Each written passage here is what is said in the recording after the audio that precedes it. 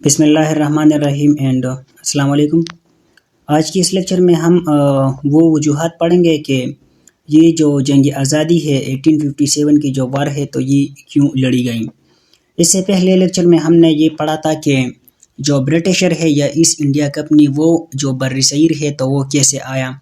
تو اس میں ہم نے دیکھا تھا کہ جو ایسٹ انڈیا کمپنی ہے تو یہ ایک عام سی کمپنی تھی انگلینڈ کی، جو کہ ایک عام سی جگہ پر واقع تھی۔ پھر جو ہے اس کا جو ہیڈ تھا جس کا نام تھامس راؤ تھا، تو اس نے یہاں کی جو گورنمنٹ تھی اس ٹائم جو کنگ تھا جس کا نام جہانگیر تھا، تو اس سے اجازت لی، اور اجازت لینے کے بعد پہلے تو اس نے اجازت نہیں دی، اور پھر کچھ ٹائم کے بعد جب اس نے اجازت دی اس نے یہاں پر یہ جو کارخانہ ہے تو یہاں پر بنایا اور یہاں پر کام شروع کیا۔ اور پھر جو ہے جب انہوں نے یہاں پر کام شروع کیا تو پھر آہستہ آہستہ انہوں نے مختلف جگہوں پر مختلف طریقوں سے جو ہے ڈفرینٹ وے سے ڈفرینٹ ایریاز کو کیپچر کرنا شروع کیا، اور بہت سارے علاقوں پر انہوں نے وہ کیپچر کیے۔ تو پھر جو عام لوگ تھے، جو سویلین تھے، وہاں کے جو رہنے والے تھے، تو ان کے درمیان اور جو انگریز ہے ان کے درمیان لڑائی جو ہے ایک جنگ جو ہے وہ شروع ہو گئی اور لڑی گئی۔ تو اس کی کازز دیکھتے ہیں کہ ایسے کون سی وجوہات ہیں جس کی وجہ سے جو وار آف انڈیپینڈنس ہم کہتے ہیں تو وہ لڑی گئی۔ تو اس کے بہت سارے وجوہات ہیں، اس کے پولیٹیکل کاز بھی ہے، اس کے ریلیجیس کاز بھی ہے، ملٹری بھی ہے، سوشل بھی ہے۔ تو ون بائی ون ہم دیکھتے ہیں کہ وہ وجوہات کون کون سے ہیں۔ تو سب سے پہلے ہم پولیٹیکل کاز کی بات کریں تو پولیٹیکل کاز کی جب ہم بات کرتے ہیں تو اس میں ایک ورڈ آتا ہے ڈاکٹرائن آف لیبس۔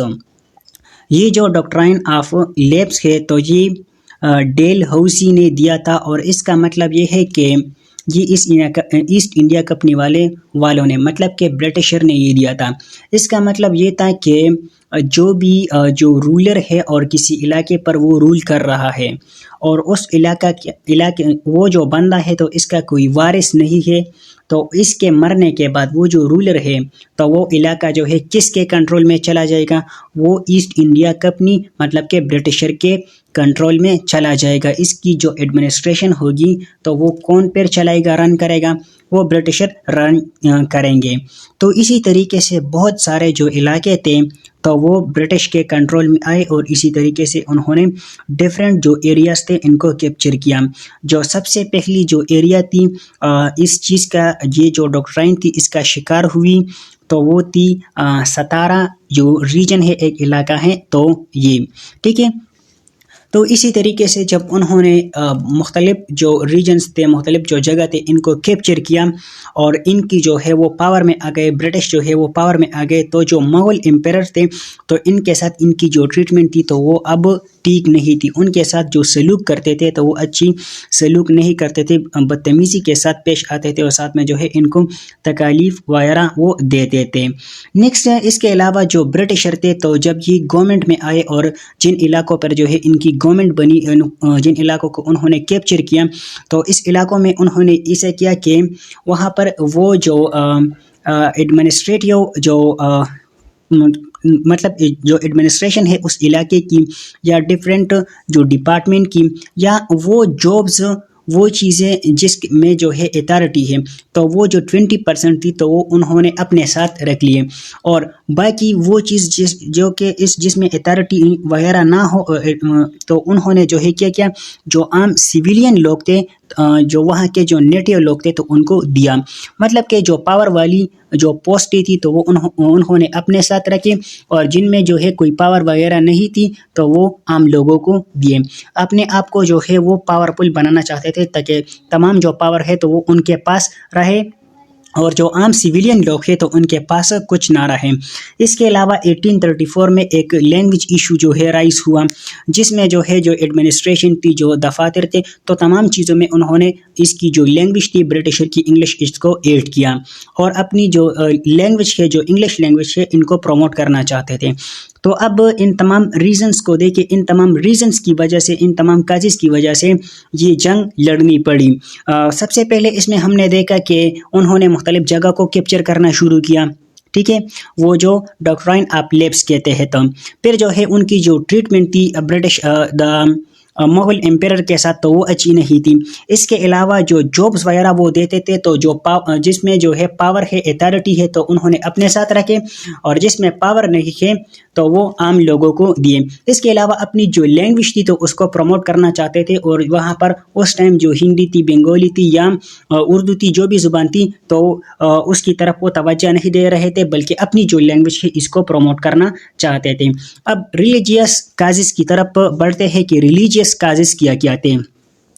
تو مارچ 1857 میں جو ہے ایک ایشو رائز ہوا.